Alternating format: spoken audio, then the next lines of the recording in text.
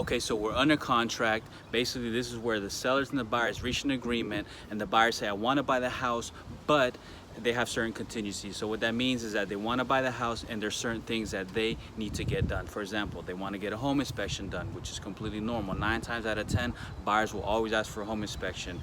They need to get a loan done. A lot of times you need to get a loan done as well. So we just got the home inspection report back with our list of things that the sellers are requesting to get done.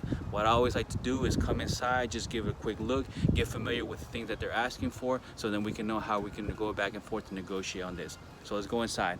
Okay, so we're in the house, and one of the first things that I noticed immediately was that they had mentioned about the screen door. So I'm looking at the screen door. It's all intact. I don't see anything broken or anything unsafe. So it is a little dated. It might just be that the buyers are trying to look for a brand new screen door. I don't know. But again, the things that we want to look for are any safety or health or hazard issues. So these are things that we want to make sure that I recommend to the owners, to the sellers. Hey, you know what? We want to get these things addressed, whether we sell it to these buyers or not. So here we have a list of things on the inspection contingency removal addendum. So there's a list of 6 things here that they're asking for. Next to that, we have the home inspection report, which I always like to use as reference to just kind of be able to go back and forth here. So I always prepare the sellers, I always prepare the owners. Hey, the job of the home inspector is to find problems. So you're gonna have a list of the things that they're gonna come up with. Sometimes the home inspection report can easily be between 20, 25, 30 pages long. And so these are things that just come up. One of the things that they mentioned is, even though that the stove is brand new, they did not install an anti-tip bracket.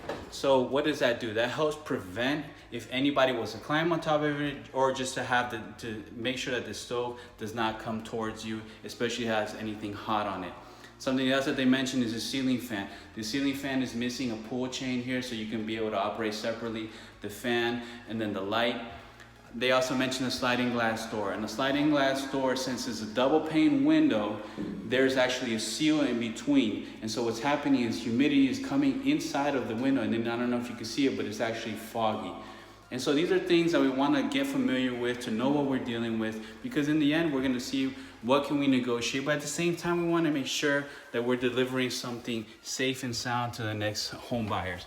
So right now we're actually going to the basement, because I did see that there's some exposed wires that need to be replaced. So we go in here into the closet, and we'll see that here there's some exposed wires that basically a junction box plate needs to be placed in by a licensed electrician. So again, the things we want to get familiar with, we want to see any safety or hazard issues. We especially want to get those addressed. I always try to get those addressed before we have a home inspection, before we put the house on the market, because we know it's going to come up anyway, and we want to be able to deliver something safe and sound to the next homeowner.